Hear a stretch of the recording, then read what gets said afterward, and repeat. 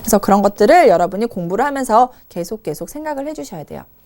자, 이제는요, 연속 확률 변수로 가보도록 하겠습니다. 여러분이 지금부터 집중해야 될 건 뭐냐면요, 이산 확률 변수와 연속 확률 변수가 어떤 차이점이 있는지를 확인해 보셔야 됩니다.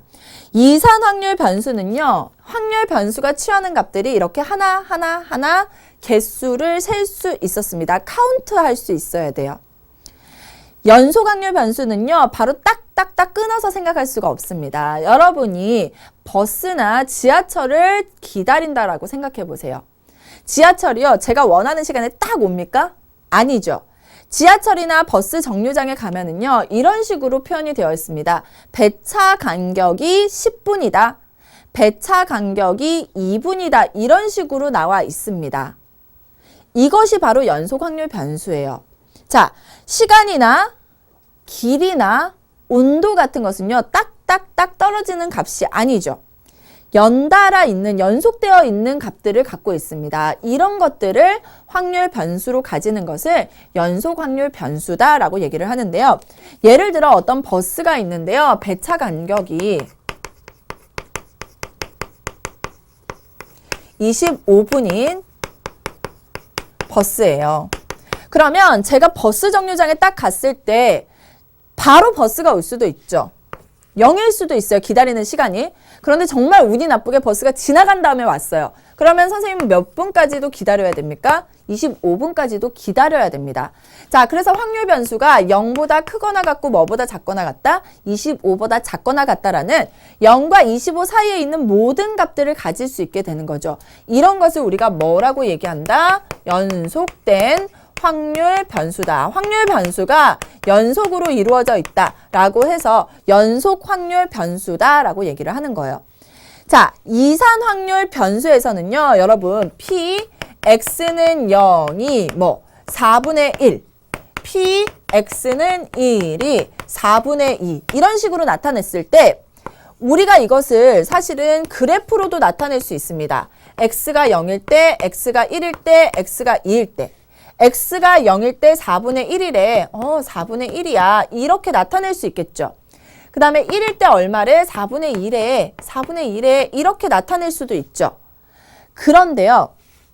연속 확률 변수일 때는 이런 값들이 계속 연결되어 있기 때문에 그래프가 이런 식으로 연결된 그래프가 나오게 되는 거예요. 그래서 연속 확률 변수에 대한 우리는 확률이 어떤 식으로 나타나는지를 좀 알아야 되겠죠. 이렇게 어떻게 되어 있어요? 연결되어서 나타나는 것을 확률 변수, 연속 확률 변수의 확률이다라고 얘기를 하고요.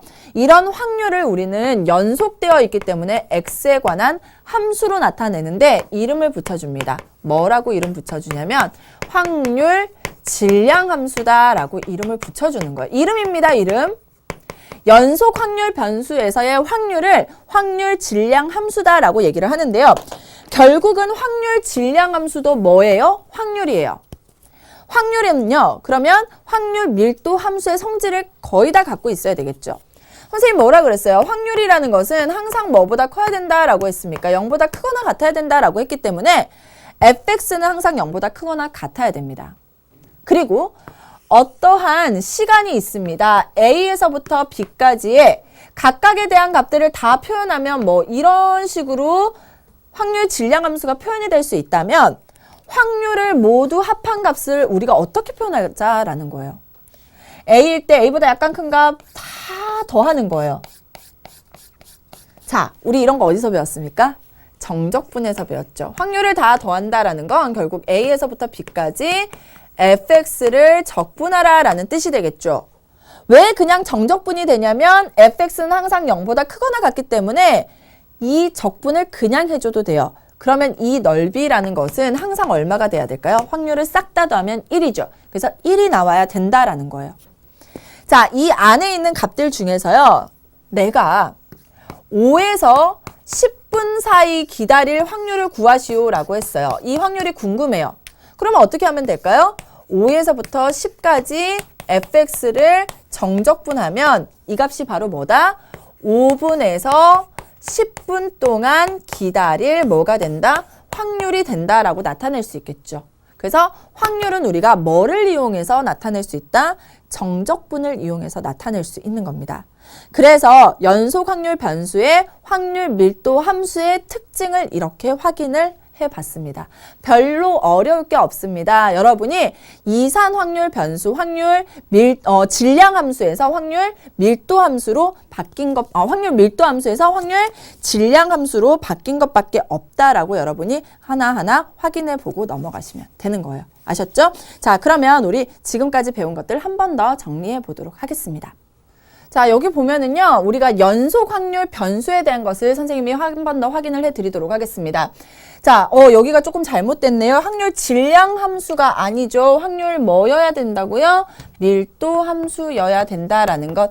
여러분, 이름을 정확하게 기억을 해 주셔야 돼요. 헷갈리시죠? 정확하게 다시 정리하겠습니다. 연속일 때는 확률 밀도 함수입니다. 그리고 이산 확률 변수일 때는 확률 뭐가 된다? 질량 함수가 된다라는 것. 이것만 여러분이 기억을 해두시면 돼요. 질량, 밀도. 사실은 이름을 물어보는 문제가 시험에 나오는 건 아니지만 그래도 개념을 정확하게 좀 잡고 넘어가시는 게 좋을 것 같습니다. 선생님이 아마 헷갈려서 말을 이렇게 저렇게 한 것 같은데요. 정확하게 이번에 짚고 넘어가시는 게 좋을 것 같고요. 교재 보면 선생님이 한 번 더 정리해 드릴게요. 같이 한번 보도록 하겠습니다. 자, 이렇게 연속 확률 변수에 대해서 우리가 공부를 했습니다. 뭐라고요? 어떤 구간에 속하는 모든 실수값, 그러니까 딱딱딱 끊어지는 것이 아닌 계속 연결되는 값을 가지는 확률 변수를 우리는 연속 확률 변수다라고 얘기를 하고, 이때의 확률을 우리가 x의 뭐다라고 얘기합니까? 확률 밀도 함수다라고 얘기를 합니다. 확률 밀도 함수의 특징 세 가지 꼭 기억해 두도록 할게요. 확률 밀도 함수도요, 확률입니다. 확률이기 때문에 확률은 항상 뭐보다 크거나 같아야 됩니까? 0보다 크거나 같아야 되겠죠. 그리고 확률을 모두 합한 값은 A에서부터 B까지 fx를 정적분한 값과 같고 그 값은 얼마가 돼야 된다? 100%가 되면 되는 겁니다. 그리고 알파에서부터 베타까지의 확률이 궁금해요. 이 확률이 궁금해요. fx가 0보다 크거나 같기 때문에 확률은 그냥 정적분해 주시면 돼요. 알파에서부터 베타까지 fx, dx의 값을 구해 주시면 되는 겁니다. 자, 그러면은요, 확률 밀도 함수에서도요, 우리는 뭐가 필요합니까? 평균 분산 기대값이 필요하죠. 똑같은 방법입니다. 여러분이 지금 fx가요, 이산 확률 변수에서는 pi가 fx가 됐다라고 생각하시고요. 시그마가 뭘로 바뀌었습니까? 지금 인테그랄로 바뀐 것밖에 없습니다. 그러면 여러분 생각해 볼게요. 평균이라는 것은 뭐라고 생각했냐면 우리가 xi, pi였어요. 시그마가 인테그랄이죠. 그리고 pi가 fx입니다. xi는 뭐예요? x죠. 그래서 이 값을 적분하면 그것이 바로 연속 확률 변수에서의 기대값이 된다고요. 분산도 마찬가지겠죠. 그래서 우리 이런 식들을 구할 수 있게 되는 겁니다. 연속 확률 변수에서 평균과 표준 편차, 분산을 구하는 방법입니다. 평균이라는 것은 m으로 나타내는 건 당연히 똑같겠죠. 뭐가 곱해지는 거예요? 확률에다가 확률 변수 x가 곱해져서 정적분을 해주면 되는 겁니다. 분산이라는 건 뭐였습니까? x-m의 제곱의 기대값이었죠. 마찬가지입니다. 따라서 x-m의 제곱 fx dx로 나타내 주시면 되고요. 여러분 교재에는 제대로 아마 나와 있을 겁니다. 대문자 x가 아니라 소문자 x여야 되겠죠? a에서부터 b까지를 적분해 주시면 되는데 같은 방법입니다. x-m의 제곱 fx라는 거 전개해 볼까요? x제곱 마이너스 2mx 플러스 m제곱의 fx예요. 넘어갈 수 있죠. x제곱 fx라고 쓸 수 있고 마이너스 2mx의 fx라고 쓸 수 있고 플러스 m제곱의 fx라고 우리가 분리해서 쓸 수 있습니다. 따라서 이 값은요. a에서부터 b까지 x제곱 fx dx가 되고 m과 2는 dx와 상관없기 때문에 앞으로 나갈 수 있어요. a에서부터 b까지 fx dx라고 쓸 수 있고 m제곱 역시도 dx와 상관없기 때문에 m제곱에 a에서부터 b까지 fx dx로 쓸 수 있습니다. a에서부터 b까지 fx dx 얼마라고 우리가 할 수 있습니까? 여기에 지금 x가 빠져있죠? 그럼 여기도 x 붙여줄게요. 자, 그러면 x 곱하기 fx dx a에서부터 b까지 적분한 값은 뭐예요? 기대값이니까 m입니다. 따라서 마이너스 2m 제곱이 되는 거고요.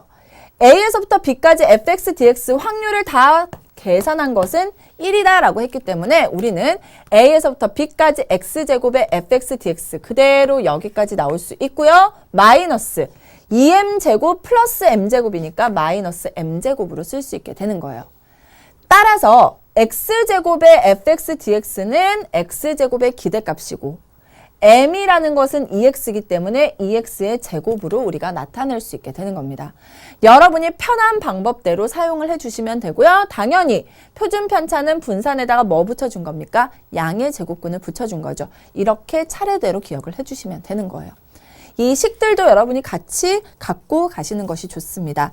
이렇게 우리가 연속 확률 변수의 평균, 분산, 표준 편차까지 모두 알아봤습니다.